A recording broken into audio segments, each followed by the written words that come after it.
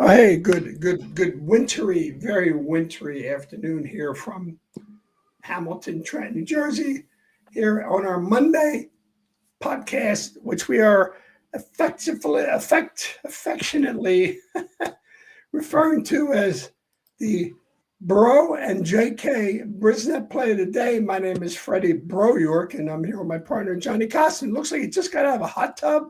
Is that Yep. accurate, John? Yeah, that was accurate. Hot tub after a lot of shoveling. A couple properties Oh, we I shoveled saw. and hot tub and now shower, and we are ready to go for the afternoon. I uh, I saw your pictures, and lots of people sent pictures of what they were doing with shoveling with the snow, man. Uh, wow. I mean, we got hammered. We got Oh, we got hammered. hammered. Like they said we were. We did. We got it. We got, and you did get home from New York yesterday, safe and sound, right? I mean, obviously you did, but I mean, Yeah. how Yeah, they was it? Was it canceled. was it iffy? No, in the morning they canceled our first two trains going in. I called the Oh, theater to say, hey, if we can't make it in because of no train, can we move our tickets forward? But by that time, we got on the next train all right, and cool. made it in for the show, had lunch, saw the show, got out. It wasn't terrible when we were leaving. Made No, it to the next train with like 3 minutes to spare, got home and went to Pete's for okay, espresso please. martini and Oh, God. and I got some pierogies. What time is this? 7 o'clock. And Pete's, how was Pete's? Pretty crowded. No, they were closing down. Starting to They shut down. turned Oh, us yeah, away I until we were figured. done. But then he Yeah, waved us back in and said, "Come on in. We'll get you." yeah, that's about when everything was really starting to get kind of bad. Yeah. Right around 6, 7 o'clock. We closed today. Hamilton PT closed for today. Yep. So we took a trip. It was slim pickings. Uh, we decided to go to a sunny place, Phoenix, Arizona, home of turf paradise, which right now, Phoenix, Arizona would be paradise compared to what we're dealing with. Uh, I'm going to talk about my pick of the day, which is in race 8 at Turf Paradise. It goes off at 6:40 Eastern time. So right about when you get done all your shoveling snow and Hmm. maybe you have an espresso martini as well, have dinner, watch this race. It's a race 8 at Turf Paradise. They claiming $8,500 non-winners of 2 lifetimes, 6 furlongs on the dirt. Nice field of 9 in there. Um, I do want to make a comment though about this past weekend on Sunday because I often refer to number one prime power. The um, the pick six, the mandatory, well, it wasn't mandatory. Sorry, Rainbow pick six at Gulfstream Park on Sunday paid about $997. Four of the 6 winners were number one prime powers, and some were not. Well, two were like pretty much favorites. You expected them. The other two were second or third choices. So the number one prime power, definitely. I know, John, you had mentioned how you find that to be a valuable tool since you've been dabbling a little bit more recently in BRISnet, right? Yeah, that's one thing. If I'm quick handicapping, I will definitely use the Briz Prime Power to make sure I include the top one or top two. And it all depends, like you mentioned before, the spread between the Prime Power. How much is there a spread between the leader and the second Prime Power? If there's a big gap, usually that's a single most of the time for me. So I look for that spacing between first and second place on the Prime Power ratings. No doubt about it. It can help you lean one way or another. Again, with the structure of your ticket, as you mentioned. Um, and then there was also the other winner. Well, the one was kind of a long shot, which helped the payout because there were two big chalks. Was an only mount, a good jockey there, Casio. It was his only mount and ended up winning. So kind of some interesting angles that I like to look at. So we'll talk about race 8, Turf Paradise, 6 furlongs on the dirt. Um, our buddy Alex Viola, who you know from Saratoga, I think, John, you know, Mm-hmm. I'm still waiting to get my first closer. I hope it's here today at Turf Paradise because there's a speed horse in this race. The speed horse is the number 8, Black Sod Bay, sorry, written by Alex Cruz. That is the number one prime power, but I'm not using him as my top pick. I Wait, just think, he is the number one Prime Power? yes, the number 8 in race 8.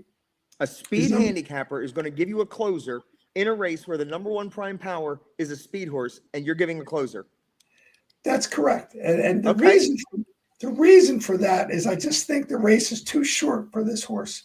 I don't think he's going to be able to. He hasn't held up. I shouldn't say it's too short for him. Looking at him, he broke his maiden at 5.5 furlongs or 6 furlongs at Zia Park. So, and then since then he's been struggling to keep. He gets out there. There's no question. But there's other speed that's going to go with him. The 1 has speed. The 2 has speed. Maybe the 6 and 7 are going to go with this horse.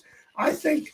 The horse that I like, the 7's not going to be the lead. He's not going to be on the lead. I'll put up some of the information that I got there. Why I like this horse. This horse is being ridden third off the layoff, 30%. The trainer wins at 30% off the layoff. The jockey Talia Tamanta, good jockey, been on his horse the last 2 times. Really close, strongly last out at 6 furlongs into a decent pace. And I think there's going to be a good pace here. And I think the horse only lost by 1 length last time. Strong finish. And we all talk about gallop out. This horse had a gallop out. Trust me, John, I wanted to think about that. And I thought about the same thing. What comments are going to be made about a speed handicapper with the number 1 prime power? And the numbers were pretty close. That's another reason I looked at that. The numbers between the number 1 prime power and probably down to number 5 at least, were pretty much the same. Maybe a 1.5 point difference between them. So I think there's enough speed in this race to not let the number 8 horse Blackside Bay get out to a completely lonely lead. I think there's going to be some horses going with them. I think it's going to set up for the 7. So the 7's morning line currently, not currently, the 7's morning line is 7-2. I hope that number goes up to be a nice pick there. I put also the 7 over the 8 and the 9. I think the 7's going to run by both of those horses at the finish. And the jockey's a good jockey. She was some kind of like crazy, if you look at her background, some kind of crazy like jockey that was in these speed races where you jump off one horse, jump on another horse. Oh, yeah. Yeah, they have them in like Canada a lot, where they're like relay races where you crazy, and then you jump on another horse and you go, and there's teams involved, and it's like usually in the snow or it's pretty crazy. It's nuts.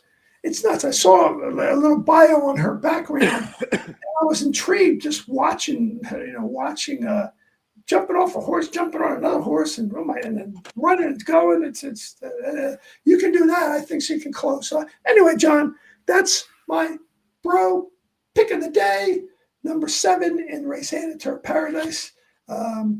G-Dog. We'll see how that works out. If that horse wins, I'll make sure I send a text to Alex Viola, say 1 down, 2 to go, buddy. Yep. I just ran the race simulator on Equine Edge for that race. And exactly how you described it is the way that they, see it based on the figures and all, where the 8's going to get out there to a nice lead. The 7's going to run them down. They had the 9 coming from way behind, but just not catching the 7. But the 7 passes the 8, and the 9 comes up at the end and is in the photo. So, you have it right there. They had it. The simulator was 7 over the 8-9. Again, you have been giving me some insight into Equine Edge. I like that they have that race simulator on there. I didn't check it out, but it's good to know. So we'll see how that shapes out. That's at 6:40 tonight. Again, hopefully get to watch it. John, let's just talk a little bit about you put up a nice, I'm going to put that up right now, a nice little pick 5 ticket together, $60 budget, not a bad thing to help you just pass the time. I know you said there's a horse that you really like, if you want to talk about that. Yeah, I was trying to key around the the 6th race, right in the middle of the sequence, the 8 horse. He's 3-1 morning line, 3rd-time starter. Cutting back from 6 furlongs to 4.5, stays with the maiden special weight. Don't look like there's any other world beaters in there. He's got 2 races under his belt, turning back where he had the lead, first 2 races, and then just couldn't hold it at longer distances. Right. So this should hit him right between the eyes, 6 to 5 range or something. So I'm trying to create value with that 6 to 5, and I was looking for like a double attached to it, or maybe some pick 3s rolling with it, in the middle or something. But, the more I looked at it, it was an economical pick 5. So just a fun afternoon route. You go 3 deep in the first leg and then 2, and then you got your single.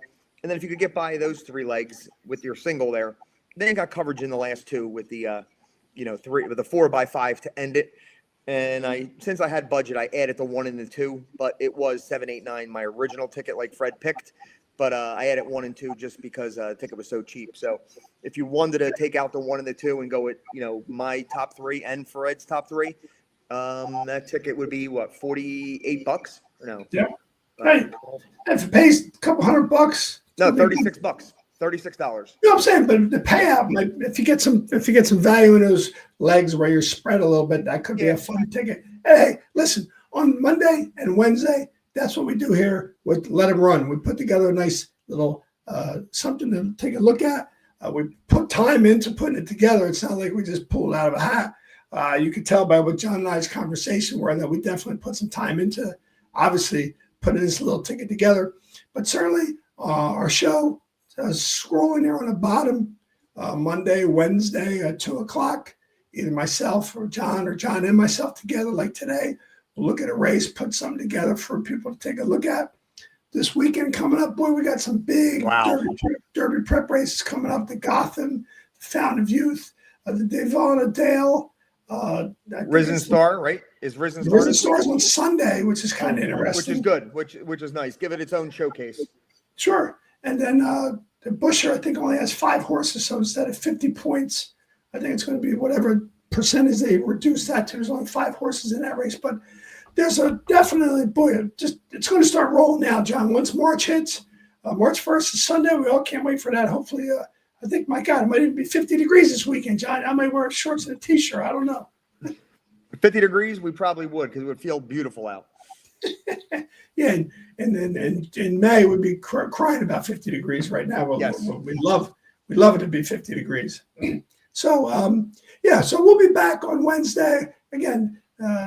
Wednesday, right after JK Strong's race. Well, that's right. Oh, perfect. Hey, 12:05 is the post time, first race, Oh, and then right after that, I hope we're talking about JK Strong breaking her maiden. yes. How do you think it's looking there, John? You think they'll be able to get the running in? It's supposed to be a decent day. Wednesday's supposed to be. Obviously, they canceled today. They're probably going to cancel tomorrow to get dug out, but they can't keep losing days. They said this day from today is going to be made up on March 2nd. Like the same exact card is just going to go, in the March 2nd time slot. Okay. So hopefully, if they have to cancel tomorrow, they really want to get Wednesday in. They can't keep just losing days. So, hopefully we get it in Wednesday. We should be right in the middle of all this mess. Yeah, well, that'd be good. Well, Wednesday, I believe, is supposed to be a warm day as well, like in the mid-40s or something. So that'd be great. Okay, well, we'll root for JK Strong. We get together again if we can at 2 o'clock, both of us, to talk about JK, hopefully breaking her maiden. JK Strong, 12:05. She's the 5 horse? The 5 horse, I'm looking at Equine Edge right now, and the morning line is 9-2. We are the second or third choice. There is a big favorite in the race, the 4 horse, Samantha's Capo, who ran this class 3 times in a row and ran third, second, and third. So, and they expect her to be 3 to 5. So it's not like, she's dropping out of maiden special weight for a big time trainer. Well, well, we're same distance, John, as last time. 7 furlongs, number 5 hole again. And, they got us, picked third on Equine Edge, which is a lot better than the last time we had a 1% chance. Now we got, 12% chance. So they got the winner, the leader, 51% chance of winning the 4 horse. That's a high, percentage. Oh, wow. Equine Edge. Wow. Who's on? Michael Sanchez? Probably Pino and Sanchez, my guess. Let me look. That's usually the case. Pino and Hazelwood. Okay. All right. Well, that's the other hot jockey there at Parks. But hey, we're going to root for JK Strong on Wednesday, John. We'll talk Wednesday at 2 o'clock. If you're looking for our shows, again, we're scrolling on the bottom. Monday and Wednesday at 2 p.m. We have our Bro and JK BRISnet play of the day. On Friday at 3 o'clock, we're going to have our happy hour. We're going to really look into some of these big-time Derby prep races that are coming up on the weekend. On Saturday, we'll figure out whether we're going to do the late pick 5 at Gulfstream Park or the late pick 5 at Aqueduct. there may be some inclement weather coming in Thursday or Friday again, although the weekend's supposed to be beautiful, so everything should be okay. I know it's going to be fast and firm down in Gulfstream Park for the Fountain of Youth and in the races that they have down there, including the Divina Dale, which will get some points, 50 points for the winner of that to the Kentucky Oaks. And then on Saturday, we'll be there at 12:30. But that's when we'll take a deep dive into the races that we decide to look at in the Pick 5. And on Sunday, we'll wrap it up again with a nice wrap-up show. So I want to thank our viewers for tuning in. And it looks like our viewership has been going up. And don't forget to check out our articles that are written on Sports Talk Florida. You can check that out. There's articles there where we break down the races that are coming up on Saturday. Usually that article gets published on Friday. Then on Saturday, John and I dig deep into those races on 12:30 show. So be sure to check us out. I'd like to thank our sponsors again, Casey's Pork Roll and the Vape Shop. Today's Alicia's birthday. So happy birthday, Alicia. Happy birthday, Alicia. Hope you enjoyed it. I know it's a little bit, you'll probably get out. Knowing you, somehow you'll get out somewhere to celebrate. We hope you have a great time. Also, BRISnet.com has been great. We certainly have talked about some of the things that we utilize. We hope you utilize some of the information that BRISnet provides as well. Like we said, BRISnet.com has a wealth of handicapping information that you can check out. Like we said, the Pick 6, the Rainbow Pick 6 Sunday yesterday, 4 out of the top, 4 of the 6 races, the winner was the number 1 handicap or number 1 prime power. So that's something to pay attention to, and we'll continue to talk about that, because we want to thank our sponsor, BRISnet.com. On that note, John, we're going to just say bet smart, cheer hard. Don't forget, fast horses, maybe not hopefully in the 8th race at Turfway today. No. Fast horses can equal some serious fun. And like we always say, John, I want to thank you for taking time. Join us today. We hope to see you on Wednesday. Good luck to JK Strong on Wednesday, more importantly. And as we always say, just let him run. Let him run, everybody. Have fun. All right. Good luck.